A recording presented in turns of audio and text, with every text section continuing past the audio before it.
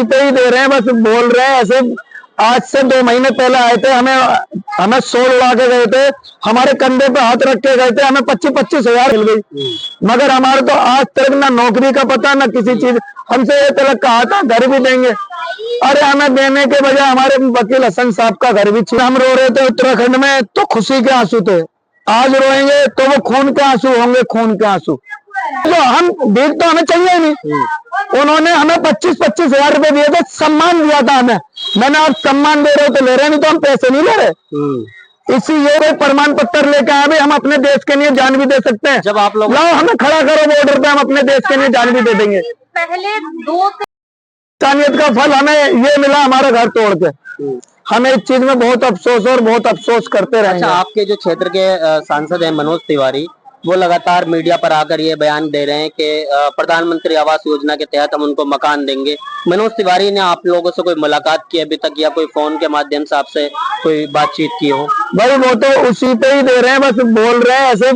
आज से 2 महीने पहले आए थे, हमें 100 उड़ा के गए थे, हमारे कंधे पे हाथ रख के गए थे, हमें 25-25 हजार रुपए भी दे के गए थे। अच्छा। हमें सर इसकी जरूरत नहीं है, हमें कोई नौकरी दे दी जाए। उस टाइम पे हमने कही थी हमें कोई नौकरी दे दी जाए, पैसे क्या कल उठा देंगे, रोजगार मिल ये तो रहेगा जी। हमें मनोज तिवारी साहब ने हमें नौकरी दिलवाई थी, तो हमें जिंदगी भर जब तक जिएंगे वो नौकरी भी रहेगी। और आपकी बात याद भी रहेगी जी, हमारे यहाँ पे सांसद से हमें नौकरी मिल गई। मगर हमारे तो आज तक ना नौकरी का पता ना किसी चीज। हमसे ये तलक कहा था घर भी देंगे, अरे हमें देने के बजाय हमारे वकील हसन साहब का घर भी छीन लिया। तो हमें देंगे कि हमसे तो छीन नहीं सकते। हमने वहां तक 830 करोड़ रुपए उत्तराखंड में इन 16 दिन में खत्म कर चुके थे ये लोग। 830 करोड़ 830 करोड़ रुपए खत्म कर चुके थे। वहां पे 10 किलोमीटर एरिया में गाड़ियों पे इतना सामान, मशीनें इतनी लदी हुई थी बेतादाद। ऑस्ट्रेलिया तक से जो अंग्रेज वहां पे डोलते थे, उनको 2 लाख रुपए रोज थे, खाली देखने के और आने जाने के। मगर हमें क्या लालच था, हमारा भारत के मजदूर भाई अंदर दब जाएंगे। किसी धर्म को देखकर आपने काम नहीं, भारतीय को देखकर हमने हमारे भारत के मजदूर भाई अंदर जब दब जाएंगे, हमारे भारत पे क्या असर पड़ेगा, बाहर की कंट्रियां क्या कहेंगी। एक भारत 41 लोगों को नहीं बचा पाया, अपने देश को क्या बचाएगा। तो हम जाएंगे, कल को हमारे भारत पे कोई आँच ना है। हम गए निकाल के लाए, हमने उनसे 24 से 36 घंटे मांगे थे, 27 घंटे में बाहर ले लिया था। और मैंने खड़े होकर उधर ही बाहर खड़े होकर चैलेंज के साथ कहा था 24 से 27 36 घंटे में निकाल के लाएंगे बाहर, और उन्हें हम 27 घंटे में बाहर लाए थे। मुन्ना कुरैशी, आज क्या लग रहा है, कैसा मतलब वो प्राउड का दिन और आज के दिन को अगर कंपेयर करें तो आज कैसा लग रहा है कि सरकार ने एक जुल्म जो किया है वो कैसे देख रहे हैं आप? उस दिन हम रो रहे थे उत्तराखंड में तो खुशी के आंसू थे, आज रोएंगे तो वो खून के आंसू होंगे, खून के आंसू। क्योंकि मेरे बेटे ने आज मुझसे कही, पापा हम ट्यूशन जा रहे, मैंने तुम्हारे ताऊ का मकान तोड़ दिया गया है। पापा आपका मकान ही, ताऊ का मकान कौन तोड़ देगा? जिसने ये कहा था पापा उन्हें निकाल के लाना, जब ही आना जब उन्हें निकाल लाओ। और वो ही कह रहा था उनका मकान कौन तोड़ देगा पापा, उन्होंने तो 41 लोग निकाले आप लोगों ने, आपको तो वो मकान देने की कह रहे थे। क्योंकि मीडिया घर पे आती रहती है और ये हमारे साथ जाते भी रहते हैं, अखिलेश के पास भी गए, बेंगलोर भी गए, तो ये सुनते रहते हैं। बच्चे तो आप जानते हो कितना माइंड होता है। क्या लगता है धर्म को लेके भी टारगेट किया गया? भाई मेरे को तो ऐसे ही लगता है, ये वकील हसन साहब मुस्लिम है और वो हिंदुओं को, भाई अभी एक ये हिंदू मुस्लिम वाली राजनीति ना ये सरकार जो है ये चलाती है।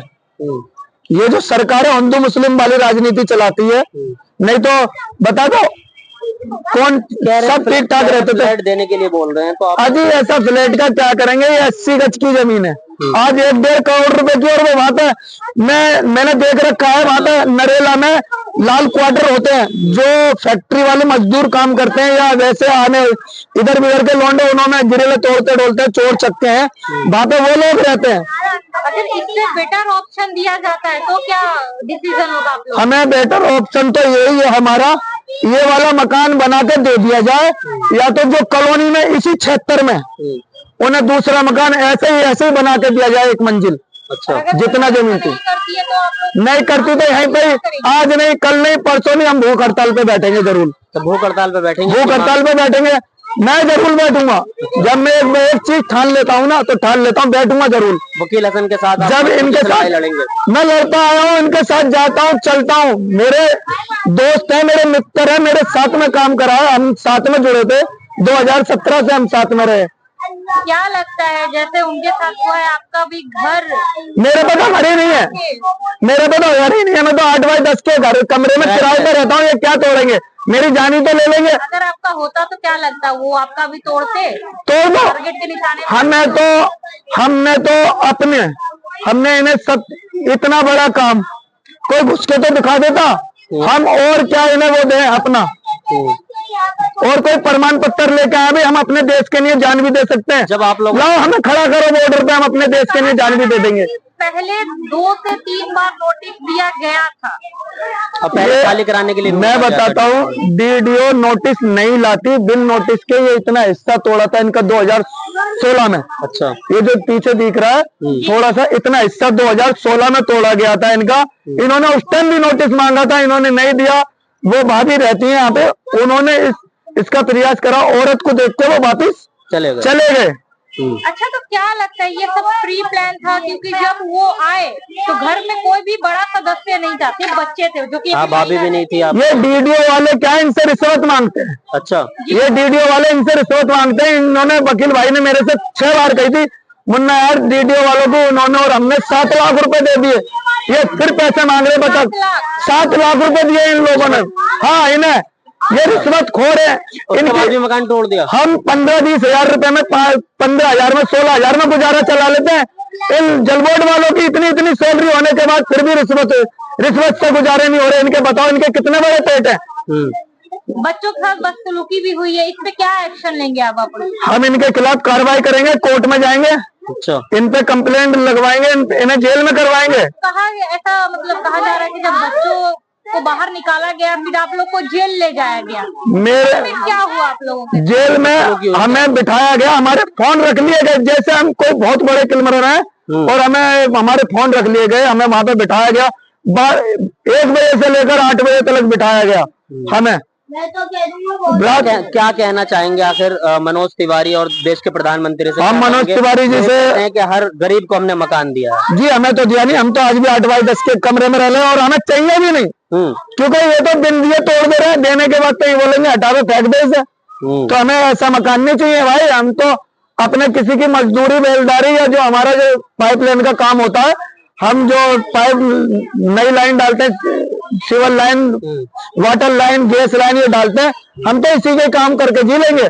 मैंने तो आज तक राशन कार्ड नहीं बनवाया, क्योंकि कल को ये सरकारी यूनियन कहते हमने इन्हें राशन दे रहे हैं, मैंने नहीं बनवाया। उसका बदला ना ले ले। हाँ, मैंने नहीं बनवाया जी राशन कार्ड आज तक। मेरे बच्चों के आधार कार्ड है, जन्म पत्री है। काशी से लौटे तो देश में हीरो थे आप, वाहवाही हो रही थी हर जगह। देखो अब सब प्रशासन मतलब तारीफ कर रहे थे।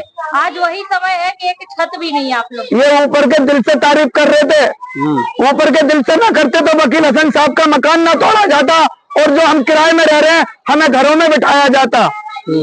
मगर ये ऊपर के दिल से कर रहे थे। आज अवाम ने हमें इतना प्यार, सम्मान, हर जगह बुलाया जाता है, हर जगह हमें इतना सम्मान दिया जाता है, और ये एक बार आते हैं और मिलके चले जाते हैं और बाद में मकान टूट जाता है। हमारे डीडीओ वाले बोलते हैं हमारे तो ऊपर से ऑर्डर आए थे। भाई ऊपर से ऑर्डर देता कौन है?